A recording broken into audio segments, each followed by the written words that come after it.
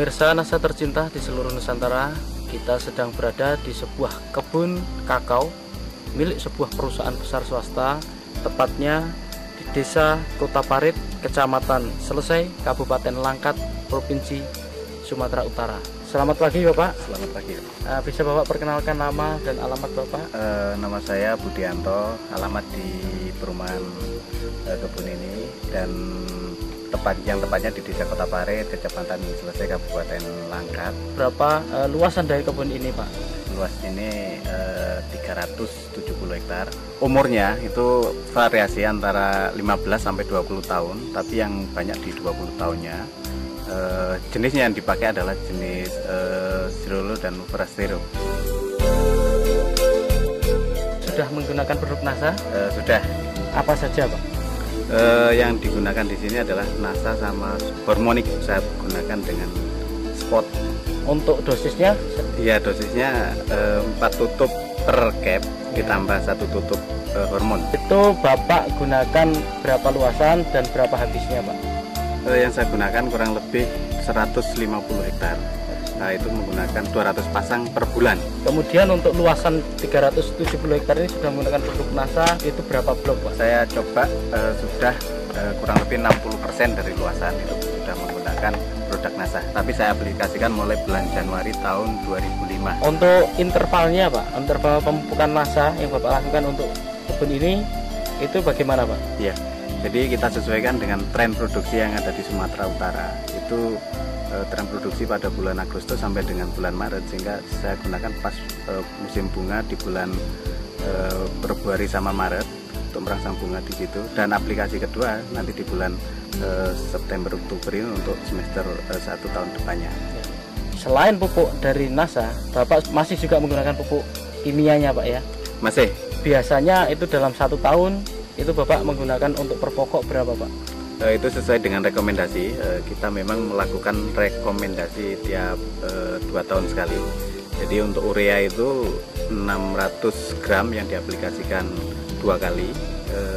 SP sama KCL masing-masing 100 gram juga diaplikasikan setahun 2 kali. Kemudian kalau dilihat Pak ya, tanaman di sini jarak tanamnya berapa ini Pak? Ini memang bekas tanaman karet yang ditanami di bawahnya dengan cara nanam biji atau yang dikenal dengan seed head stick. Jadi jaraknya itu variasi, ada yang 1-2, ada yang 2-4. Dengan kerapatan pohon, kalau yang tanaman rapat gini sampai 1.500. Tapi yang untuk ukuran 24 sekarang rata-rata populasi tinggal kurang lebih 800 pohon per hektar. Kemudian dilihat dari naungan Pak, kayaknya di sini juga lumayan cukup banyak naungan. Ini kira-kira apa saja ini Pak pohon naungan di sini nih Pak? Ya, ini kita untuk naungan coklatnya yang pokok itu menggunakan Gliricidae, tapi untuk buffer untuk angin itu menggunakan mahoni. Nah, untuk kebun ini Pak, secara budidaya juga dilakukan pemangkasan Pak ya? Oh iya, itu memang wajib. Nah, kira-kira itu bulan apa Pak itu kalau dilakukan pemangkasan itu Pak? Ya, sama sesuai dengan tren produksi, yaitu untuk merangsang bunga yang di bulan Maret, April, Mei itu kita harus pangkas di bulan 2, dan untuk pembungaan di bulan 9 atau 10 itu kita harus pangkas mulai bulan 8 sama 9. Untuk teorinya pangkas Pak, pada prinsipnya yang penting di situ adalah penyinaran bisa masuk, sehingga cabang-cabang kayak cabang air, cabang kering, dan cabang yang kena penyakit itu harus dipotong. Dan yang penting lagi adalah tanaman yang udah tinggi itu harus ditoping. Setelah Bapak menggunakan produk dari NASA ini Pak, apa yang Bapak rasakan atau yang Bapak lihat perkembangan dari tanaman atau kebun coklat Bapak ini Pak? Dari segi pertumbuhan vegetatifnya dari daun memang ya cukup menggembirakan, yaitu cukup subur, dan dari bunga-bunga yang mentil yang muncul, jadi itu juga kenaikan produksi. Dari tahun sebelumnya itu ada kenaikan kurang lebih 20%. 20% ya Pak kenaikannya ya, iya, dari tahun lalu. Kemudian yang lain Pak, Bapak sudah menggunakan produk NASA dari pupuknya. Nah, kemudian untuk agensi hayatinya, Bapak sudah menggunakan belum Pak? Sudah, kita coba beberapa blok untuk persiapan jangka panjang, tapi masih diamati untuk perkembangan tingkat serangan hama dan penyakit yang ada di sini. Jadi belum bisa Bapak sampaikan di sini ya? Belum. Ya, pakai apa Pak ininya? Untuk perkembangan Phytophthora jamur itu menggunakan Glio, dan untuk hama saya coba dengan menggunakan Pestona yang saya campur dengan Aero. Pada buahnya itu ada perubahan secara kualitas atau tidak, Pak? Secara kualitas memang ada ya, terutama untuk yang kena serang hama penyakit itu saat sekarang menunjukkan tanda-tanda ada penurunan, dan biasanya mecah itu kulit buah itu keras, ini agak-agak mudah. Dan yang mengembirakan lagi itu dari rendemen itu ada kenaikan, itu biasanya itu 33 sampai dengan 35, ini bisa ke 37-38%. Pemirsa Nasa, di sini Bapak Budianto selaku manajer di sebuah kebun kakao ini, beliau juga sebagai manajer di processing atau di pabrik dari pengolahan kakao. Bagaimana prosesnya kemudian sampai akhir, termasuk dalam fermentasi dan rendemennya, Pak? Setelah buah dipanen dari lapangan, itu siang hari atau sore hari tergantung dari siapnya panen, itu diangkut ke pabrik. Nah, di sana buah kakao tadi langsung ditimbang berapa bobotnya dan langsung dimasukkan ke dalam kotak fermentasi. Di dalam kotak fermentasi kita fermentasi kurang lebih 4-5 hari dan dilakukan pembalikan sekali pada hari kedua, dan setelah itu dilakukan penjemuran dengan matahari itu kurang lebih 8-10 hari tergantung daripada cuaca.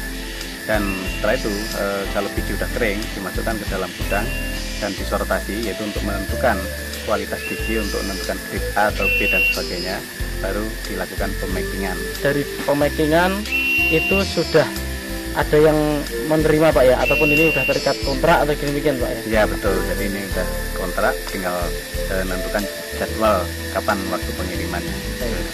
Ya, dalam sortasi, Pak, ya, kualitas dari biji kakao ini, Bapak bisa jelaskan kualitas A, B, C-nya? Jadi untuk grade A itu yaitu di bawah 100 biji per 100 gram, 100 sampai dengan 110 itu masuk grade B, dan di atas 110 sampai ke atas itu masuk grade C, dan di atas 120 itu masuk GC. Dari sini kami ingin Bapak menyampaikan pesan dan kesan untuk pemirsa Nasa di seluruh Nusantara. Jadi harapan saya untuk masyarakat di Indonesia tidak usah ragu lagi untuk menggunakan produk Nasa, karena sudah terbukti saya sendiri untuk di perkebunan ini dengan menggunakan produk Nasa ada optimalisasi produksi yang tadinya itu turun seiring dengan umur, dengan menggunakan Nasa bisa optimal lagi sesuai dengan standar, sehingga ya termasuk di kebun kami ada kenaikan kurang lebih 20%. Demikianlah pemirsa Nasa tercinta di seluruh Nusantara, dengan penggunaan produk Nasa ternyata hasil dari kebun kakao milik perusahaan swasta ini berhasil meningkat dengan cukup luar biasa, yaitu peningkatan 20% dibandingkan sebelum menggunakan produk Nasa, dan secara kualitas baik itu rendemen maupun grade-nya pun dapat ditingkatkan, sehingga penggunaan produk Nasa ini mampu meningkatkan harga jual dari kakao. Demikian tim liputan Nasa dari Sumatera Utara, reporter Syahria Reza dan kameramen Adi Nugroho melaporkan.